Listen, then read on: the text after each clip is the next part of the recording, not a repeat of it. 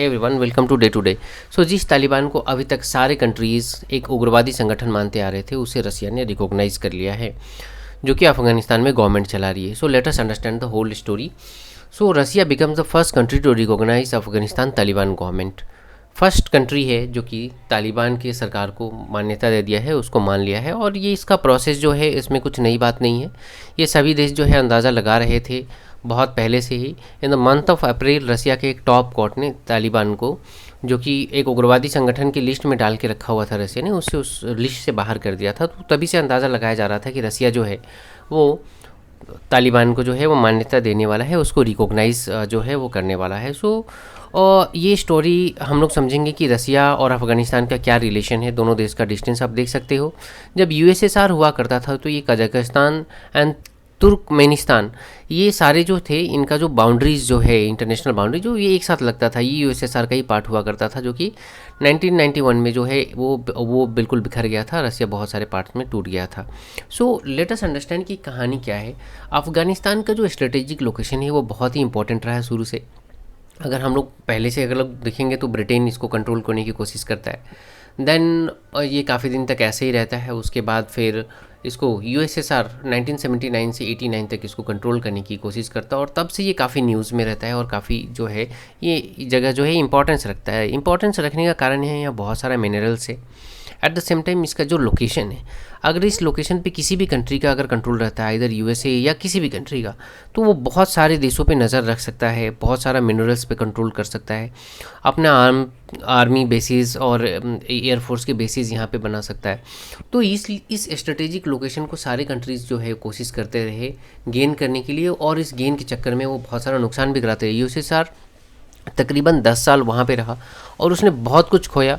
उसका इम्पैक्ट इतना बड़ा रहा कि यूएसएसआर के टूटने में ये भी एक बहुत बड़ा रीज़न माना जाता है कि यूएसएसआर जो टूट के बिखर गया, क्योंकि इकोनॉमिकली यहाँ के वार की फंडिंग में जो है वो यूएसएसआर का बहुत पैसे खर्च हुए थे। बहुत सारे टैंक्स, हेलीकॉप्टर्स मार गिराए गए थे, जो कि यूएसए जो पीछे से फंड कर रहा था पाकिस्तान को फंडिंग कर रहा था। और पाकिस्तान की जो आईएसआई है, वो मुजाहिद्स जो है वहाँ के, उनको ट्रेनिंग करके भेज रहे थे। बेसिकली तालिबान को ही ट्रेनिंग कर रहे थे। और ये तालिबान जो है वो यूएसएसआर को, जो वहाँ पे फौज थी, उसको मार के भगाए वो लोग। वहाँ पे बहुत सारा हथियार उनको मिला, स्टिंगर मिसाइल्स मिली, जिससे कि हेलीकॉप्टर्स वगैरह को बिल्कुल नष्ट कर दिया था उन्होंने। और इस तरीके से यूएसए जो है वो सक्सेसफुली वहाँ से अफ़गानिस्तान से यूएसएसआर को बाहर निकालने में सक्सेस होता है। उसके बाद में वहाँ पे गवर्नमेंट बनती है तालिबान की। वहाँ पे बिल्कुल रेडिकल गवर्नमेंट बनती है, जो कि वहाँ पे शरिया लॉ वगैरह जो है लागू कर देता है। वहाँ पे बहुत सारा जो है ह्यूमन राइट्स का वायलेशन किया जाता है। वहाँ पे इस तरीके को जो मोनूमेंट थे उसको तोड़ दिए जाते हैं। आपको पता होगा 2001 में जो ये बहुत बड़ा बुद्धा की स्टैचू थी बामियान में, उसको तोड़ दिया गया था। वो लिटरली इसमें डायनामाइट लगा के, तोप टैंकर से मार के इसको बिल्कुल ख़त्म कर दिया गया है इसको। ये तो मतलब हाफ है ये, this is AI generated, but actually में बिल्कुल इसको जो है वो ख़त्म कर दिया गया था। उसके बाद में जो थर्ड फेज़ आता है, थर्ड फेज़ में जो है यूएसए की एंट्री होती है, नाटो फोर्सेस की एंट्री होती है अफ़गानिस्तान में, और वहाँ पे वो कम्प्लीटली कंट्रोल कर लेते हैं। और उनका कंट्रोल जो है वो 2014 तक रहता है।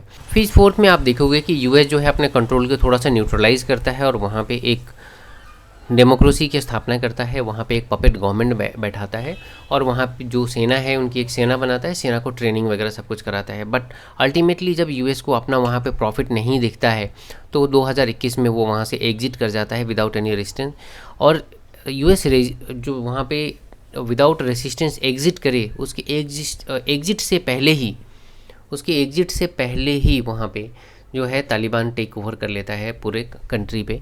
और तब से लेके अब तक तालिबान का वहाँ पे रूल चल रहा है। और फाइनली जिस यूएसएसआर को, जिस रसिया को 1989 में जिस तालिबान ने मान के भगाया था, उसी तालिबान को आज के डेट में अगर आप देखेंगे तो रसिया जो है वो फिर से रिकॉग्नाइज़ कर रहा है, और कहीं ना कहीं जो है पहला कंट्री ऐसा बन गया है रिकॉग्नाइज़ करने के लिए। और वो ये देख रहा है कि वो किस तरीके से री एंट्री कर सकता है वापस से अफ़गानिस्तान के पॉलिटिक्स में, अफ़गानिस्तान के अंदर में, और जो चीज़ यूएस हासिल करना चाह रहा है उसको वो कैसे हासिल कर सकता है इन फ्यूचर।